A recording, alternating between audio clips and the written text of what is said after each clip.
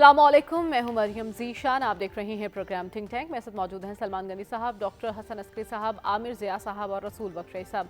नाज़रीन, एक तरफ तो पाक भारत आसाप शिकन मुकाबला जारी है और दूसरी तरफ अपोजिशन और हुकूमत के दरमियान एक मैच पड़ा हुआ है 8 फरवरी के इंतखाबात के बाद से, लेकिन इस मैच का अभी तक कोई नतीजा नहीं निकल रहा। अपोजिशन हुकूमत को टफ टाइम देने के लिए अपनी टीम बनाने की तैयारी कर रही है और इस टीम बनाने के चक्कर में कल GDA से भी मिली है और अब ये कहा जा रहा है कि इस्लामाबाद में एक 2 रोज़ा इजलास होने जा रहा है या कॉन्फ्रेंस होने जा रही है, जिसकी मेज़बानी अचकज़ई साहब और शाहिद खाकान अब्बासी साहब करेंगे और तमाम अपोजिशन जमातों को मदऊ किया जाएगा और एक नुक्ते पर मुत्तहिद होने की कोशिश की जाएगी, इत्तफ़ाक़ राय पैदा करने की कोशिश की जाएगी। तो ये जो इजलास होने वाला है ये कितना नतीजा खेज़ हो सकता है, इस पर हम आज बात करने की कोशिश करते हैं। सलमान साहब, सबसे पहले तो मुझे ये बताइए कि रवां हफ्ते इस्लामाबाद में इजलास हो रहा है और इस इजलास में कौन कौन आएगा, किस किस ने ग्रीन सिग्नल दिया है PTI को, और नतीजा खेज़ी पर कोई आपको शक तो नहीं है इसकी? देखिए, बात ये कि ये जो इजलास इस्लामाबाद में हो रहा है ये 26 और 27 तारीख को इसी हफ्ते में। अच्छा। और इसमें पाकिस्तान की जो बड़ी अपोजिशन पार्टीज़ हैं, जिसमें JUI है, मुस्लिम लीग फंक्शनल है और दीगर कॉम्प्रेस पार्टीज़, वो सबको मदऊ कर रहे हैं। उसमें सिविल सोसाइटी को भी मदऊ किया जा रहा है, उसमें जो हमारे जर्नलिस्टों की अंजुमन हैं उनको भी उन्होंने दावत दी है। तो वो एक बड़ा लाहे अमल तैयार करना चाहते हैं हुकूमत के खिलाफ। लेकिन ये जो विजिट था सिंध का, इस कॉन्फ्रेंस से कोई हिकमत अमली सामने आएगी कि आपने कहा कि एक नुक्ते पे नहीं, ये दरअसल कुछ इश्यूज सामने रखेंगे और उन इश्यूज पे इत्तफाक राय करके ये अभी कोई एहतजाजी तहरीक शुरू नहीं होने जा रही। अच्छा। एक साल के अंदर PTI ने सोलो परवाज़ की है और उसमें मेरा ख्याल जो किसी भी एहतजाजी तहरीक के मुख्तलिफ मराहल होते हैं वो उन्होंने तय कर लिए हैं और PTI के पास अब सोलो परवाज़ का कोई जवाब नहीं है, लिहाजा वो पॉलिटिकल पार्टीज़ को साथ लेके आगे की तरफ बढ़ना चाहते हैं। और माजी की सियासी तारीख ये बताती है, देखें, अगर आप एक साल का जायज़ा लें तो 8 फरवरी के बाद उन्होंने एहतजाज के मुख्तलिफ ऑप्शन इस्तेमाल किए हैं और हर एहतजाज के ऑप्शन को वो फैसला कुन करार देते रहे हैं। और ये उन्हें ज़रूर सोचना चाहिए कि वो जिस एहतजाज को फैसला कुन करार देते थे वो फैसला कुन क्यों नहीं बना, वो नतीजा खेज़ क्यों नहीं हो सका और क्या वजह है कि अब उन्हें पॉलिटिकल पार्टीज़ की तरफ जाना पड़ेगा। और ये सियासी तारीख इस अमर की गवाह है कि जब भी कोई बड़ी एहतजाजी तहरीक होती है उसमें पॉलिटिकल पार्टीज़ मिलती हैं, जिसकी मैं बड़ी मिसाल आपको PDM की जो है कि मौलाना फजलुर रहमान छोटी जमात थे लेकिन बड़ी जमातें उनके पीछे खड़ी हुई कि इमरान खान साहब की हुकूमत के ख़िलाफ़ जो एहतजाज का आगाज़ है वो मौलाना फजलुर रहमान ने किया था। आपको याद होगा कि कराची से लेकर इस्लामाबाद तक उन्होंने एक लॉन्ग मार्च किया और लॉन्ग मार्च की वजह से अगर ये कहा जाए कि एक डेंट उन्होंने उस वक़्त की PTI गवर्नमेंट को डाला तो उसमें बड़ा और बुनियादी किरदार मौलाना फजलुर रहमान का था। और इस वक्त भी मैं समझता हूँ कि अगर ये मूवमेंट टेक ऑफ करनी है ना तो ये फजलुर रहमान साहब को उन्हें साथ लेना पड़ेगा। फजलुर रहमान साहब वीडियो लिंक के जरिए इस कॉन्फ्रेंस में शिरकत करेंगे। उनका वफद शामिल होगा, खुद वो वीडियो लिंक के जरिए होंगे। अलबत्ता कुछ चीज़ें उनके हाथ है, जैसे पीर पगाड़ा साहब का मैं आपको बताता चलूँ, इसलिए कि सिंध के अंदर इस वक्त PTI का वफद भी वहाँ पर मौजूद है कि पीर पगाड़ा साहब की अगर रिजर्वेशन है या वो मुखालफत है तो वो सिंध की सतह पे पीपल्स पार्टी की है।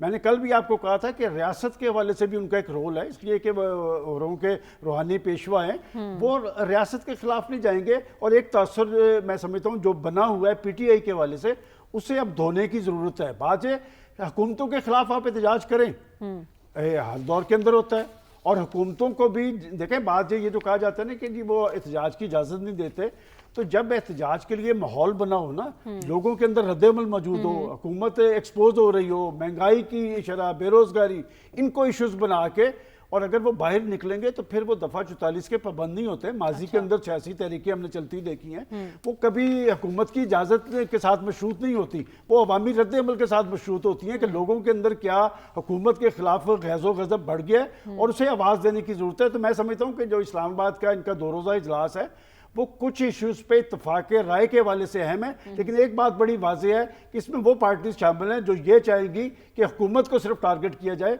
ना कि एस्टेब्लिशमेंट को। ठीक है, तो डॉक्टर साहब आपकी नज़र में जो कॉन्फ्रेंस होने जा रही है, कौमी कॉन्फ्रेंस का नाम दिया जा रहा है इसे, इसकी अहमियत क्या होगी मौजूदा सियासी सूरत हाल के तनाजुर में? देखिए, इसकी जो अहमियत एक तो यही है, अगर पार्टीज़ काफ़ी सारी इकट्ठी हो जाती हैं छोटी बड़ी, تو یہی خبر بن جاتی ہے کہ اتنی پارٹیاں اکٹھی ہو گئیں. فی الحال اس قسم کی کانفرنس کا مقصد جو ہمیں نظر آتا ہے صرف ایشو آئیڈینٹیفیکیشن، یعنی معاملات کیا ہیں جن کی طرف غور کرنا چاہیے یا کیا معاملات ہیں جو ان کے نزدیک اہم ہیں. تو یہ ایک ابتدائی سی ہمیں کوشش نظر آتی ہے ایشوز کو ہائی لائٹ کرنے کے لیے، لیکن اس سٹیج پہ یہ سمجھنا کوئی تحریک چلنے والی ہے وہ میرا خیال ہے ابھی پری میچور ہے. دیکھیں اپوزیشن نے پی ٹی آئی نے جو مختلف میتھڈز استعمال کیے، اب وہ کولیشن بلڈنگ کر رہے ہیں، لیکن 3 فیکٹرز ایسے ہیں جو ان کو اس کا معاملے میں مشکلات پیدا کرتے ہوئے جو ہے وہ نظر آتے ہیں. وہ کون سے؟ ایک تو پہلا فیکٹر اس میں ہمیں جو نظر آتا ہے وہ یہ ہے کہ گورنمنٹ کافی سخت گیر رویہ اختیار کرتی ہے اپوزیشن کی طرف. پکڑ دھکڑ کا جو کام ہم نے پچھلے 2 سال میں دیکھا ہے وہ کبھی ہم نے 80s میں دیکھا تھا. 80s میں 79 کے بعد کچھ عرصہ کے لیے تماشا لگا تھا، اب پھر ہم وہ دیکھ رہے ہیں اور بہت سی چیزیں نئی ہیں، بہت سی چیزیں پرانی ریپیٹ ہو رہی ہیں. تو لہٰذا ایک تو اسٹیٹ کا کورسو ایپریٹس بڑا سخت ہے جس کی وجہ سے بہت سے لوگ خوف زدہ ہیں کہ ہم کہاں عدالتوں میں ضمانتیں کراتے پھریں گے. دوسرا فیکٹر اس میں ہمیں جو نظر آتا ہے وہ یہ ہے کہ ابھی تک ایشوز کی آئیڈینٹیفیکیشن نہیں ہو سکی ہے. اچھا. کیونکہ تحریک چلانے کے لیے اپوزیشن کو کچھ ایشوز ہائی لائٹ کرنے ہیں جو سب شیئر کریں. یعنی شکایتیں سب کو ہیں، پی ٹی آئی کو سب سے زیادہ ہیں، دوسری جماعتوں کو بھی ہیں، لیکن جب موومنٹ چلاتے ہیں تو ان شکایتوں میں سے ایک کامن ایجنڈا بنایا جاتا ہے. ہو سکتا ہے یہ کانفرنس کامن ایجنڈے کی طرف ایک قدم جو ہے وہ ثابت ہو. اور تیسرا فیکٹر جو اس قسم کی موومنٹ کے راستے میں ہمیں حائل ہوتا ہوا نظر آتا ہے وہ یہ ہے کہ عام آدمی میں نا امیدی بہت زیادہ ہے اس وقت. دیکھیے جہاں ایک طرف وہ حکومت سے نا امید ہے حکومت کے پروپیگنڈے کے باوجود، وہاں اپوزیشن کی طرف بھی انہیں کچھ ایسا نظر نہیں آ رہا کہ وہ کوئی ایسا حل دے دے گی جس سے ان کی روز روز کی مشکلات ختم ہو جائیں گی. لہٰذا یہ جو نا امیدی کا جذبہ جو ہوتا ہے اگر معاشرے میں پیدا ہو جائے تو یہ بہت خطرناک ہوتا ہے. یہ نہ صرف اپوزیشن کے لیے مشکلات پیدا کرتا ہے بلکہ حکومت کے لیے بھی مشکلات پیدا کرتا ہے، کیونکہ جب لوگوں میں نا امیدی ہو کہ انہیں کیا ملے گا اس تحریک سے تو اس کا نقصان آپ کو یہ ہوتا ہے کل کو اگر حکومت مشکل میں آئے گی، کوئی حکومت کی چھٹی کرنا چاہے گا تو عوام حکومت کے تحفظ کے لیے بھی کھڑی نہیں ہوگی.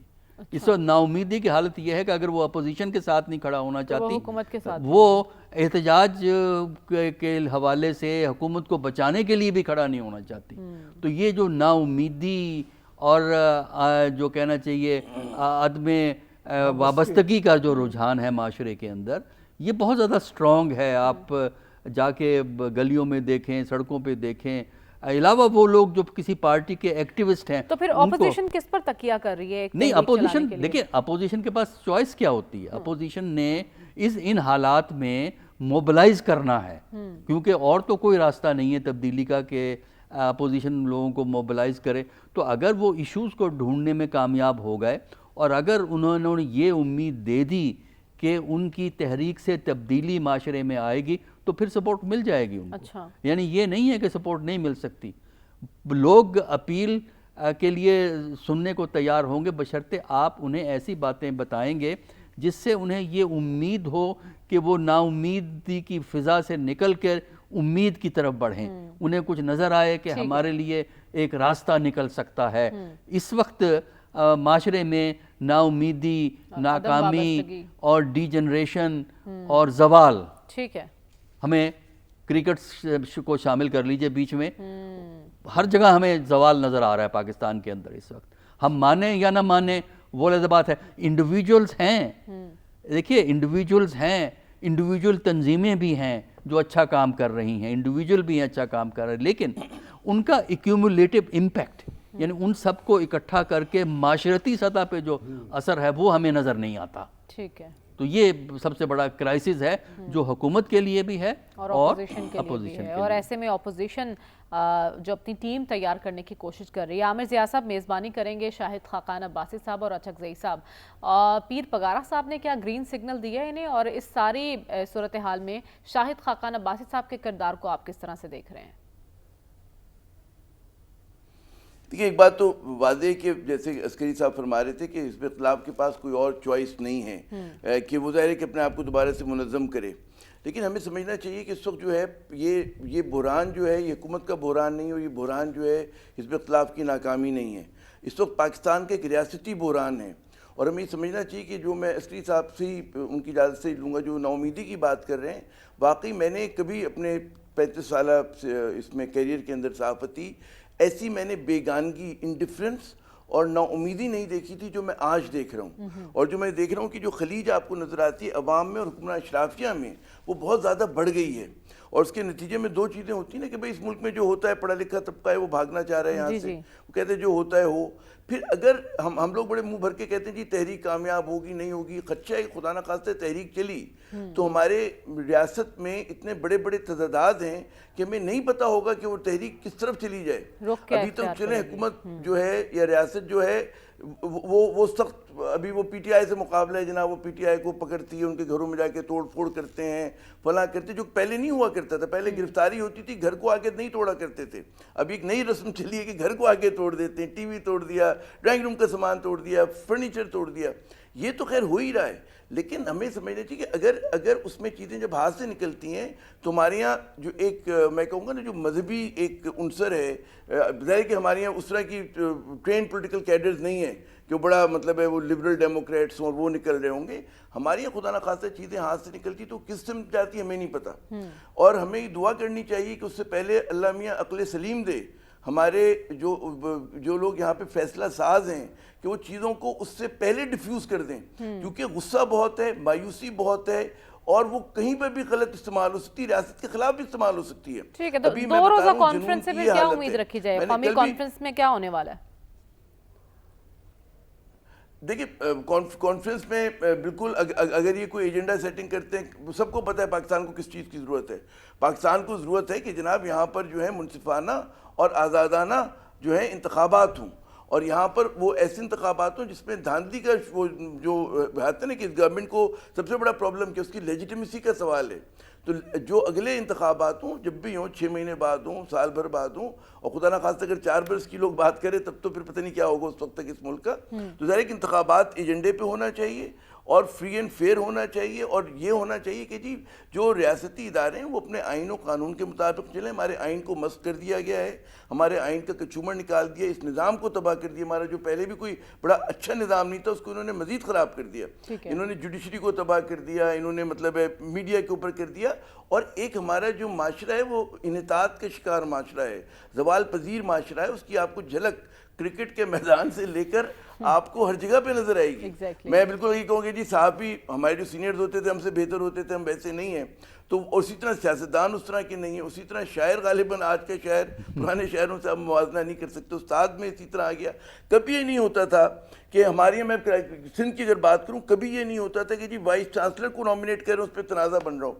آپ نے اس کو بھی متنازع بنا دیا, آپ نے ججز کی اپوائنٹمنٹ کو متنازع بنا دیا, آپ نے ہر چیز کو ایک تنازع کھڑا کر دیا اس ملک میں نا. اور عالم یہ کہ ریاست کا عالم یہ کہ آوارہ کتے نہیں مار پاتے لوگوں کو, وہ بھمبوڑ ہیں, وہ یہ چھوٹے کام ریاست کرنے میں ناکام ہے, وہ کوڑا اٹھانے میں ناکام ہے, صاف پانی پینے دینے میں ناکام ہے لوگوں کو نا. تو ان کے مسائل بڑھ رہے ہیں. آپ نے پاکستانیوں کو انسانوں جیسے سلوک ہی نہیں کرے ہمارے ساتھ. آپ نے ہمیں تیسری چوتھی پتہ نہیں کس جگہ پہ لا کے کھڑا کر دیا, اور اس طرح سمجھ رہے ہیں کہ جی ہم غلام ابن غلام ہیں. ایک طرف شہزادے اور شہزادیاں ہیں کہ جو سونے کا چمچ منہ میں لے کر پیدا ہوئے, جن کا حق حکمرانی ہے, اور یہ بات ہوتی کہ جی اب جو ہے جو کون لیڈ کرے گا پاکستان کو, وہ پوتا کرے گا, بیٹا کرے گا, بیٹی کرے گی. یہ جمہوریت ہے. یہ پاکستان اس لیے بنا تھا کہ ہم 2-4 ڈائنسٹیز کے غلام بن کے رہ جائیں. تو اس کے لیے ایک ہی راستہ ہے کہ آپ انتخابات کرائیں, پولیٹیکل پارٹیز کی ریفارم ہونے چاہیے. لوگ اب تو یہاں بھی کہتے ہیں نئے صوبے بننے چاہیے. آپ کو ایک پاکستان بنانا تاکہ آپ کمپیٹیٹو ہوں 21 سینچری میں. ہم لوگ تو دنیا پتہ نہیں قیامت کی چال چل گئی, اور ہم اپنے 19ویں صدی کے مسائل حل نہیں کر پا رہے. ہم اتنے پسماندہ ہو گئے ہیں. دنیا اے آئی کی ہے, دنیا ٹرمپ کی دنیا ہے ابھی, ہے نا. اور ہم لوگ جو ہیں ہم پتہ نہیں کہاں پھنس گئے ہیں. ہم ابھی تک پھنسے کہ جی انتخابات کس طرح سے ہوں گے. ہم ابھی تک پھنسے کہ جناب مطلب ہے کہ وہی شریف خاندان ایک وہ کہتے ہیں پیر تسماپا کی طرح یہ حکمران اشرافیہ عوام کے کندھوں پہ مسلط ہے, خون نچوڑ رہی ہے یہ لوگوں کا, اور یہ تبدیل نہ خود تبدیل ہونے کو تیار ہے نہ یہ مطلب ہے اس ملک کی ترقی چاہتی ہے, اور اس کو آپ کو اس کی زوال آپ کو ہر جگہ نظر آ رہا ہے. میں پھر کہوں گا خدا کرے کوئی معجزہ ہو جائے. کرکٹ کی آپ نے بات کی تھی پروگرام سے پہلے, لیکن آپ کو نظر آ رہا ہے کہ ہم لوگ کیا کر رہے ہیں, ہے نا. اور پہلے کبھی اچھا, اور میں نے پہلی بار دیکھا کہ لوگ سپورٹ نہیں کر رہے, لوگ اس طرح سے ایکسائٹڈ نہیں ہیں اس اتنے کاٹے. ورنہ ہمارا جو بھارت کے ساتھ ہے کیونکہ ذہنی طور پہ شکست خوردگی ہے ہماری, جب حکمراں اشرافیہ میں شکست خوردگی آ گئی تو عوام کیسے کھڑے ہوں گے. آپ نے اب ہر وقت یہ رہتے جی مطلب ہے کہ بھارت بہت آگے نکل گیا اور بھارت کی معیشت یہ ہے, اور جی بھارت چاند پہ پہنچ گیا. تو کسی نے کہا جناب ہمیں تو اپنا بھی چاند برا لگنے لگا ہے, ٹھیک ہے نا, کہ جب سے بھارت وہاں پہنچا ہے تو ہمارا تو بھی عالم ہو گیا شکست خوردگی کا. یعنی آپ کہہ رہے ہیں ہم دائروں کے سفر میں پھنس کر رہ گئے ہیں, اور اس سے نکلنے کی ابھی تک تو کوئی راہ سجائی نہیں دے رہی, لیکن قومی کانفرنس میں کوئی راہ سجائی دیتی ہے نہیں. رسول بخش رئیس صاحب, آپ کی نظر میں کیا پی ٹی آئی کو اب امریکہ سے توقعات نہیں رہیں؟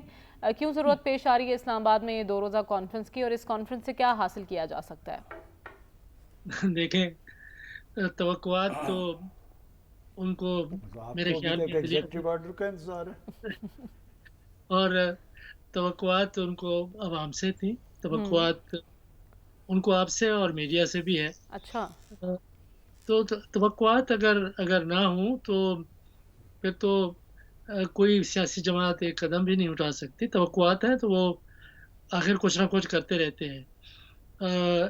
یہ بات کہ سب لوگ اکٹھے ہو رہے ہیں یہ ایک خوش آئند ہے. پاکستان کے بارے میں اگر کسی کا جو حکومت کا ہے, اور حکومت کن کی ہے, 2 خاندانوں کی ہے, تو وہ 2 خاندان جن کی سرپرستی کہیں پہ ہے, اگر ان کے بیانیے کو دیکھیں تو پاکستان میں کوئی مسئلہ ہی نہیں ہے.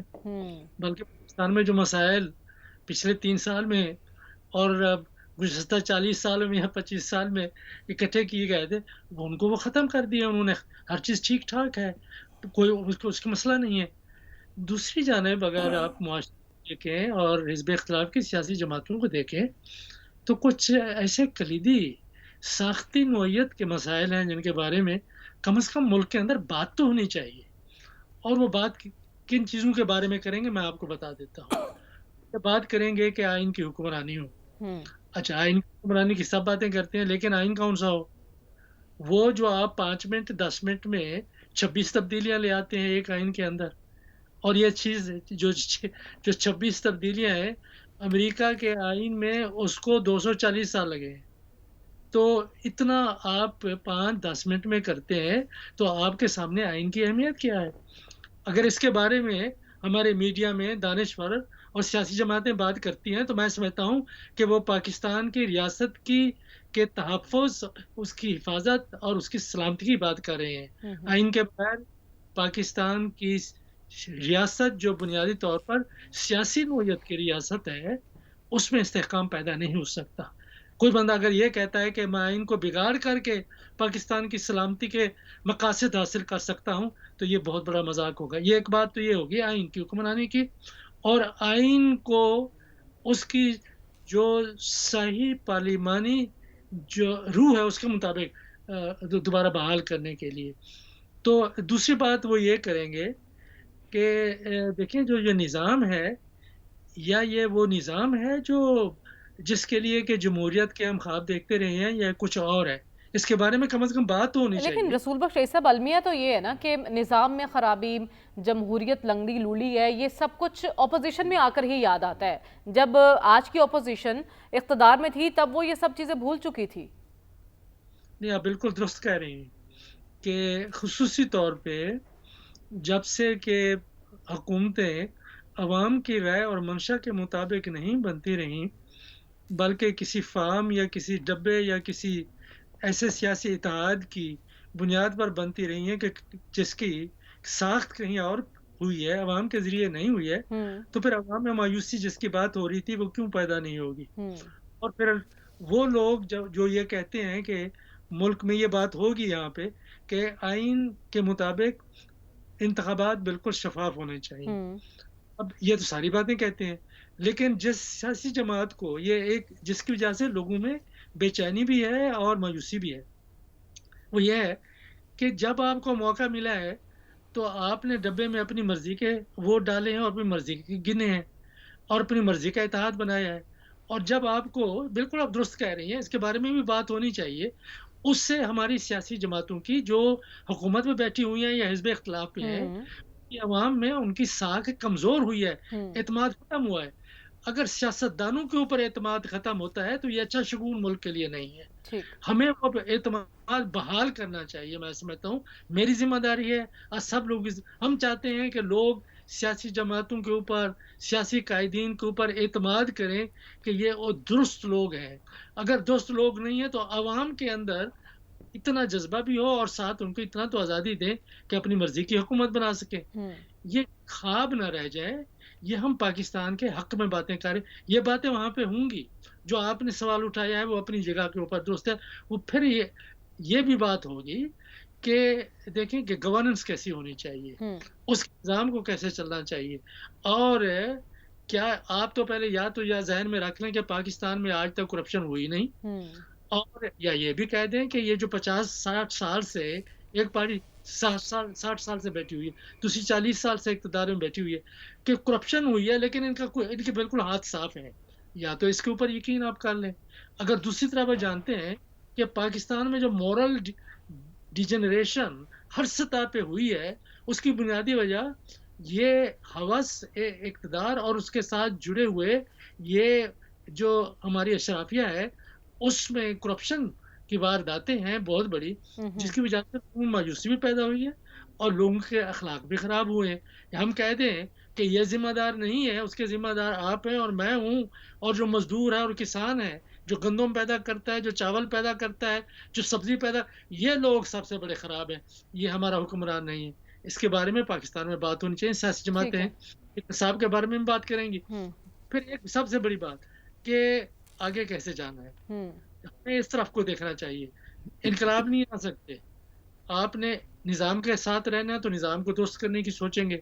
निज़ाम उस वक्त तक दुरुस्त नहीं ये आप जो बातें कर रहे हैं, इसके लिए एक टेबल पर बैठ के बातचीत करके और आगे का लाहे अमल देने की ज़रूरत है दोनों को, हुकूमत और अपोजिशन को। लेकिन अलमिया ये है कि ये दोनों एक साथ बैठने को तैयार नहीं है। मुज़ाकरात का मुस्तकबिल तारीख है और अब जब अकेली अपोजिशन बैठेगी तो वो यकीनन तहरीक चलाने की ही बात करेगी। तो तहरीक से क्या तब्दीली, क्या इनकलाब आ सकता है, इस पर अभी तक सवालिया निशान है। प्रोग्राम में एक ब्रेक का वक्त है, वापस आएंगे तो हम हुकूमत की हिकमत अमली पर बात करेंगे। Stay with us.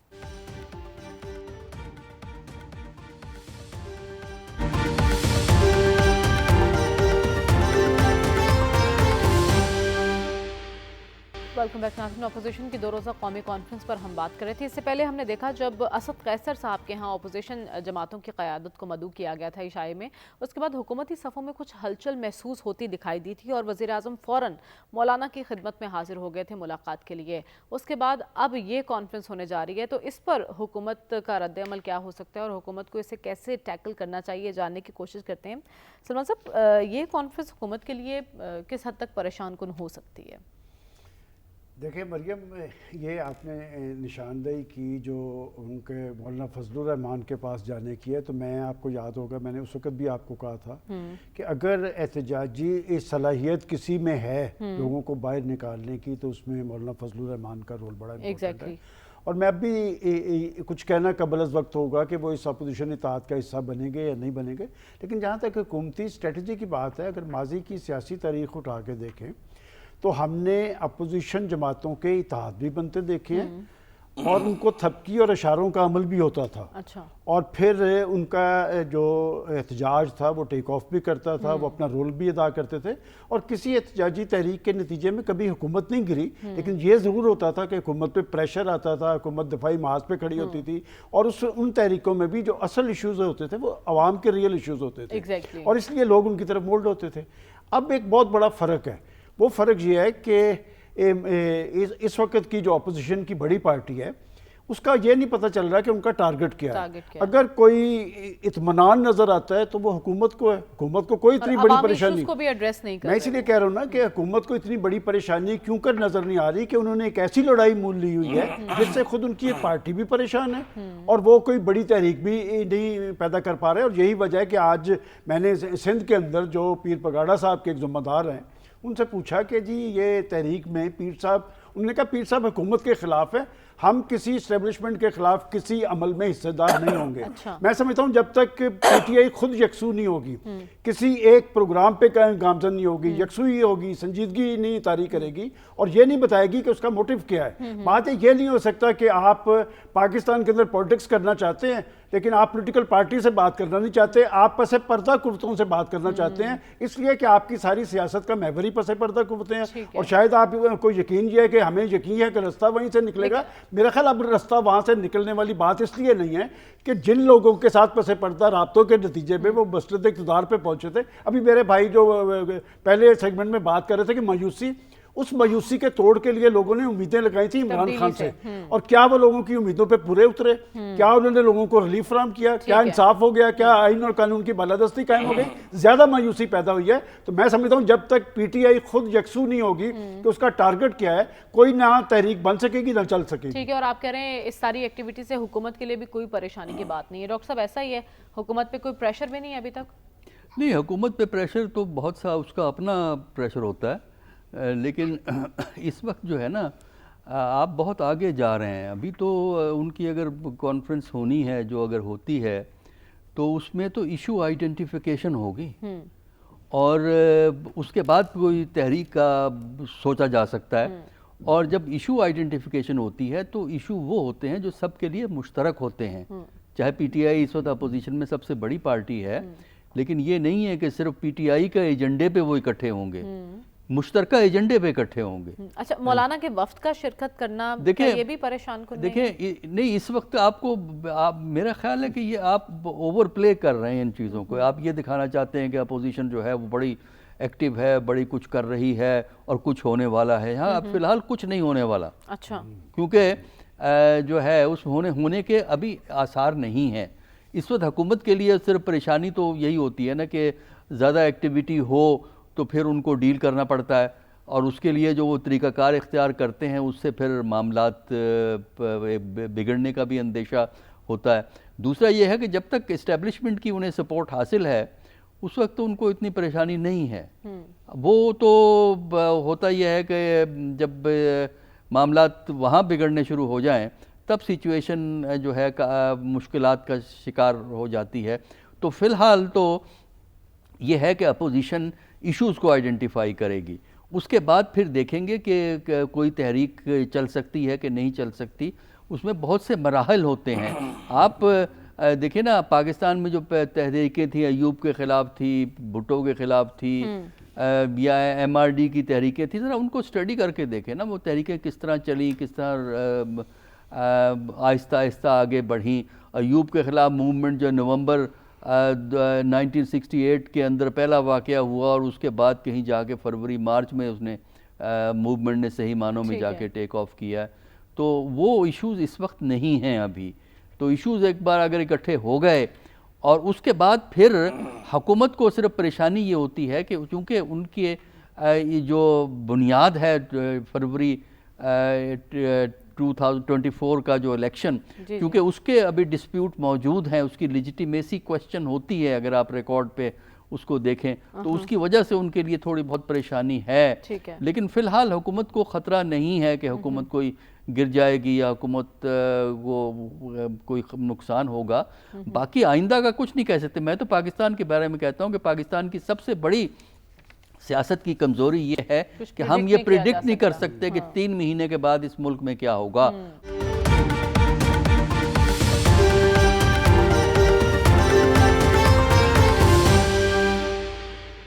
عید کے بعد کی بات کر رہی ہے کہ ہم نے ایک تحریک چلانی ہے، اور اس سلسلے میں تیاریاں ہمیں کچھ ہوتی دکھائی دے رہی ہیں، کچھ ملاقاتیں ہو رہی ہیں، لیکن عامر ضیاء صاحب ایسے میں حکومت کی حکمت عملی کیا ہونی چاہیے؟ اسٹریٹجی آپ کو کیا دکھائی دے رہی ہے؟ دیکھیں، حکومت کی حکمت عملی تو بالکل واضح ہے۔ وہ اقتدار میں رہنا چاہتے ہیں اور ہر قیمت پہ رہنا چاہتے ہیں، اور سمجھتے ہیں کہ جی انتخابات جیسے بھی ہوئے اب آپ ہمیں قبول کر لیں اور ہم جو کچھ اس کے عدلیہ کے ساتھ کر رہے ہیں، جو کچھ ہم آئین کے ساتھ کر رہے ہیں، آپ اس کو بھی قبول کر لیں. بات تو یہ نہیں ہے کہ حکومت ناکام ہو رہی ہے، پریشان ہے یا دباؤ کا شکار ہے، یا حزب اختلاف ناکام ہو رہی ہے، کامیاب ہو رہی ہے. میں یہ سمجھتا ہوں کہ جو ہمارا تضاد اور ہمارا جو چیلنج ہے وہ زیادہ پیچیدہ ہے. وہ بحران پاکستان کا بحران ہے. کیونکہ ہو سکتا ہے کہ حکومت 2 سال گزار لے، لیکن اس کے نتیجے میں جو کچھ نیچے ہو رہا ہے، جو ایک لوگوں میں بیگانگی بڑھ رہی ہے، لوگوں میں غصہ آ رہا ہے سسٹم کے خلاف، نظام کے خلاف. جو لوگ بہت ہی زیادہ حب وطن ہیں، محب وطن ہیں، وہ نظام کی بات کرتے ہیں. جو کچے ذہن کے ہیں وہ پھر کسی اور حد پہ جانے کے لیے تیار ہیں. ہم کو نظر آ رہا ہے ہمارے 1-2 صوبوں کے اندر جس طرح کی انسرجنسی ہو رہی ہے، دہشت گردی ہو رہی ہے. تو ہم وہاں تک چیزوں کو کیوں لے کر جانا چاہتے ہیں؟ ہم یہ کیوں نہیں کر رہے ہیں کہ جی پریشر کوکر جو ہے وہ پکے جا رہے ہیں اور ہم جو ہیں ہم اس کو بھاپ نکالنے کے لیے تیار نہیں ہیں. بھاپ کیسے نکلے گی؟ بھاپ نکلنے کا بڑا سیدھا راستہ ہے. کوئی ہمیں نیا ویل انوینٹ نہیں کرنا. ایک ہے نا بھئی، آپ کہتے ہیں بھئی جمہوریت ہے، آپ کہتے ہیں کہ جی پاکستانی قوم ہے، کوئی پاکستانی عوام ہے، تو ان کی آواز سن لیں، پاکستانی عوام کو بولنے دیں، پاکستان کی عوام کو فیصلہ کرنے دیں. لیکن اگر آپ یہ فیصلہ نہیں کرنے دیں گے اور آپ مطلب عوام کی بات نہیں سنیں گے تو پھر جو ہے فاصلے بڑھیں گے. اور چونکہ ہماری ریاست ایک ملٹائی ایتھنک ریاست ہے، پروونشل ہماری یہاں کنٹرڈکشنز ہیں، طبقاتی ہماری یہاں تضادات ہیں، ہماری یہاں مطلب ہے سیکٹیرین تضادات ہیں، تو وہ تمام تضادات ابھر کے سامنے آئیں گے. اور یہ جو اس وقت ہماری وہ ہے حکمران اشرافیہ، یہ نظر آ رہا ہے صاحب کہ کسی بھی مسئلے کو حل کرنے کے قابل نہیں ہے. ورنہ آپ کو سلوشن نکال دیتے ہیں نا، بیٹھ کے بات کرتے ہیں. تو ہمارے یہاں لگتا ہے کہ ان کو احساس ہی نہیں ہے. یہ سمجھنا ہماری، کیونکہ اسلام آباد میں سکون ہے، چوڑی سڑکیں ہیں، ہمارے پاس بڑی بڑی گاڑیاں ہیں، بے شک ہم غریب ملک ہیں، ہمارے کمرے میں اے سی چل رہا ہے، ہم باہر کا سوٹ پہن کے گرمی میں مئی جون میں گھومتے ہیں اور ہمیں گرمی بھی نہیں لگتی، تو ٹھیک ہے پاکستان اچھا ہے. لیکن پارٹی جو ہے وہ ٹائٹینک کے ڈیک پہ پارٹی چل رہی، نیچے بہت حالات برے ہوئے ہیں. اور اگر ان کو اس کا ادراک نہیں ہے تو ہم جیسے لوگ جن کا پاکستان کے علاوہ کوئی اور مطلب ہے، ہم نہ کسی کے فلیٹ ہیں باہر، نہ کسی کو جا کے رہنا ہے، ہمیں تو پاکستان میں مرنا جینا، ان کے لیے بڑی فکر کی بات ہے. یہ حکمران اشرافیہ کے جو لوگ مروا رہے ہیں ہم لوگوں کو، وہ تو بھاگ جائیں گے. ان کی جائیدادیں، ان کے خاندان، ان کے کاروبار تو باہر ہیں. ان کا کیا ہوگا جو جن کا جینا مرنا پاکستان میں ہے؟ اور مجھے یہ لگتا ہے کہ اس چیز پہ ہم لوگ بات کرنے کو تیار ہی نہیں ہیں. ہم لوگ سمجھتے ہیں کہ نہیں، جو ہم لوگوں نے کر دیا ہے 8 فروری کو، آپ اس کو مطلب 10 جوتے بھی کھائیں ہم سے، 10 ڈنڈے بھی کھائیں، اس کو قبول کریں. اب اگر آپ قبول کروائیں گے تو اس کے کانسیکوینسز ہوں گے. ہو سکتا ہے کہ آپ 4-5 آپ 10 سال اس طرح کھینچ لیں، لیکن اگر آپ کنٹرڈکشن حل نہیں کریں گے کسی بھی، وہ کہتے ہیں سیاسیات کے علم ہمیشہ یہ کہتے ہیں کہ جی اگر ریاست کو کی بقا ہے، ریاست کو دوام حاصل کرنا ہے، تو اس کو جو ابھرتے ہوئے اس کی تضادات ہیں ان کو حل کرتے ہوئے آگے بڑھنا ہے. ہماری یہ کنٹرڈکشن ریزالو ہی نہیں ہوتا. تو آپ، مجھے لگتا ہے کہ بہت بڑا پیچیدہ مسئلہ ہے، بہت گمبھیر مسئلہ ہے. اور اس وقت سوال جو ہے ہمارے پاکستان کا ہے، اور لوگ جس طرح سے ناراض ہو رہے ہیں. اور یہ میں پھر کہوں گا بڑی اچھی بات کی بھی سلمان غنی صاحب نے کہ جی پی ٹی آئی کو یکسو ہونا چاہیے. دیکھیں اس وقت حکومت، میجورٹی کہہ رہی ہے حکومت سے ناراضگی ہے، مگر کل کو لوگوں کا غصہ مسپلیس ہو کے وہ کہیں گے جی ہماری اسٹیبلشمنٹ سے کے خلاف، جیسے بھی آپ دیکھ رہے ہیں ٹی ٹی پی لڑ رہی ہے. لیکن ہم نے جب کل پروگرام کیا تھا، جب جلسے کر رہے تھے وزیر اعظم صاحب اور مریم نواز صاحبہ نے بھی کیا، وہاں ہمیں ایک بھرپور کراؤڈ دکھائی دیا. اور 1 سال کی کارکردگی کو جس طرح سے بیان کیا جا رہا ہے، آپ تو بہت مایوس دکھائی دے رہے ہیں عامر ضیاء صاحب، لیکن وزیر اعظم صاحب تو بڑی امیدیں کل دلا رہے تھے کہ بھارت کو بھی پیچھے چھوڑ دوں گا اور میرا نام بدل دینا. کل بھی آپ نے یہ سوال کیا تھا، میں نے جواب دیا تھا. بات یہ کہ آپ اشاریے دیکھیں نا، میں پھر دہرا دیتا ہوں، 38% بچے سٹینڈرڈ ہیں، 78% آپ کے یہاں جو ہے وہ لٹریسی کی اور اس کی لرننگ کی پاورٹی ہے. آپ پانی کا، پینے کا صاف پانی نہیں دے رہے ہیں. آپ کیا بات کریں؟ آپ کو اگر لیڈر کا سب سے بڑی کیا اس کی نشانی ہوتی ہے کہ سب سے پہلے وہ بتاتے ہیں کہ اس ملک کو مسئلہ کیا ہے، پھر وہ اس مسئلے کا حل بتاتا ہے. بالکل، ہمارا تو مسئلہ ہی یہ ہے کہ ہم ملک کے مسئلے ڈسکس نہیں کرنا چاہتے ہیں، خواہ وہ اپوزیشن ہو. اپوزیشن اگر مل کے بیٹھ رہی ہے تو وہ بھی ملک کے مسئلے پر تو مل کر نہیں بیٹھ رہی، وہ تو ایک تحریک چلانا چاہتی ہے حکومت کے خلاف. وقت کم ہے، میں دوبارہ آپ کے پاس آؤں گی، مجھے آگے بڑھنے دیجیے. مجھے آگے بڑھنے دیجیے. رسول بخش رئیس صاحب، ہم اسٹریٹجی پر بات کر رہے ہیں حکومت کی. کیا حکومت کو پریشان ہونے کی ضرورت ہے؟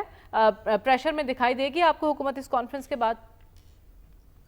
میرا خیال یہ ہے کہ حکومت کو اس وقت کوئی پریشانی نہیں ہے. اچھا. اور حکومت جس طرح سے اچھے کام کر رہی ہے اس طرح سے کرتی رہے گی. اور میاں صاحب پہلے بھی کئی دفعہ بات کر چکے ہیں کہ میرا نام بدل دینا. ہم کبھی نام ان کا نہیں بدلیں گے، ملک میں کچھ بھی ہو جائے. یہ میاں محمد نواز شریف کے بعد شہباز شریف رہیں گے اور ہمارے معتبر ہی رہیں گے. دیکھیں اس وقت اگر آپ یہ چاہتے ہیں کہ جو बुनियादी सवालात हिज़्ब इख्तिलाफ की सियासी जमातें उठाना चाहती हैं या उठा रही हैं, या कुछ दानिशवर उठा रहे हैं, सहाफ़ी उठा रहे हैं, वकील उठा रहे हैं, वो उनको हल करना हुकूमत के बस की बात नहीं है। आपने ये देख लिया था कि तहरीक इंसाफ के साथ 1-2 नशस्तें हुई और इन्होंने हाथ खड़े कर दिए। बातें कहीं और दूर जाती हैं, फैसले कहीं और होंगे। लेकिन ये है कि ये हिज़्ब इख्तिलाफ की जमातें अगर इकट्ठी होती हैं, तो उसका एक मंतकी नतीजा निकलना चाहिए या निकल सकता है, वो ये है कि हिज़्ब इख्तिलाफ की सियासी जमातें और ये जो 2 बड़ी मरूसी सियासी जमातें हैं, ये आपस में मिल बैठ जब तक ये मिलकर नहीं बैठेंगे, जबकि सहाफ़ी और ये मीडिया एक बहुत बड़ा ताकतवर हल्का है पाकिस्तान के अंदर, इस तरह वकील हैं, एक ताकतवर हल्का है, बाकियों की कोई मैं अहमियत नहीं समझता। ये बैठ के बात करें कि हमारा निज़ाम क्या होना चाहिए, हमें इस्तेहकाम कैसे लाना चाहिए, हमें मईशत में किस तरह से इस्तेहकाम ला के हमें आगे बढ़ना चाहिए। हम बिखरे हुए हैं, हमें जोड़ने वाला कोई नहीं है। आज कोई पाकिस्तान में कोई स्टेट्समैन नहीं है, ये सियासतकार हैं या सियासतबाज हैं, सियासतदान भी नहीं है।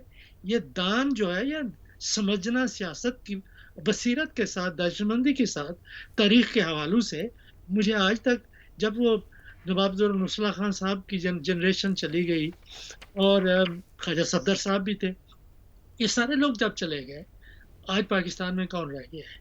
तो ये और मियाँ नवाज शरीफ साहब से काफ़ी तवक्कुआत थी, लेकिन अब वो जो कुछ बात कही है, जो दरगाह सिखां के जलसे में शहबाज शरीफ ने बात की कि हमने सियासत कुर्बान कर दी है रियासत को बचाने के लिए। तो सियासत जो आपने कुर्बान की है, तो पहली कुर्बानी तो आपने मियाँ नवाज शरीफ साहब की दी है कि उनके बयानिया भी, और जहाँ पे वो खड़े थे, बात वहाँ पे आएगी।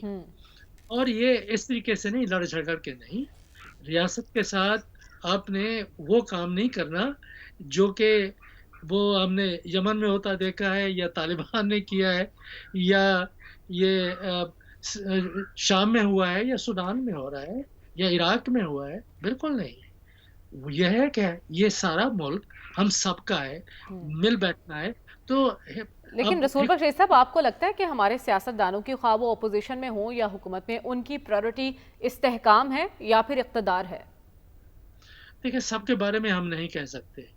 अब मैं ये खाकान अब्बासी साहब के बारे में बात नहीं कह सकता। मैं ये काफ़ी और सियासतदान हैं जिनके बारे में ये हम नहीं कह सकते। उनमें हर सियासी जमात में ऐसे लोग मौजूद हैं। तो अब्बासी साहब का सियासी किरदार आप किस तरह से देख रहे हैं? आगे बढ़ना चाहिए। बिल्कुल, लोग मौजूद हैं, और जब ये आपस में बात हो जाएगी, तो फिर ये गलबा जो है ना ख़ानदानों का, ये कम होगा और वो लोग आगे बढ़ के आएँगे। मैं कल परसों भी बात की थी कि पाकिस्तान का जो जमहूरी निज़ाम है, ये आपकी और हमारी नुमाइंदगी नहीं करता, अवाम की नुमाइंदगी नहीं करता। हमें कोई ऐसा निज़ाम वज़ा करना चाहिए इसी निज़ाम के अंदर कि नुमाइंदगी हो सके, और ऐसी तरीके से कि जो हमारे उम्मीदवार हैं वो हम ही मुंतखब करें और वो आगे मुंतखब होके हुकूमत बने। हम ये चाहते हैं, इसके अलावा और कुछ नहीं चाहते। हुकूमत की हिकमत अमली ये नहीं है कि मारो धाड़ो, पकड़ो, ये करो, वो करो। ये होनी चाहिए कि और मिलकर बैठते हैं, आप क्या चाहते हैं, हम ये चाहते हैं, हम ये कर रहे हैं, हमारी बात भी सुनो, हम आपकी बात सुनते हैं।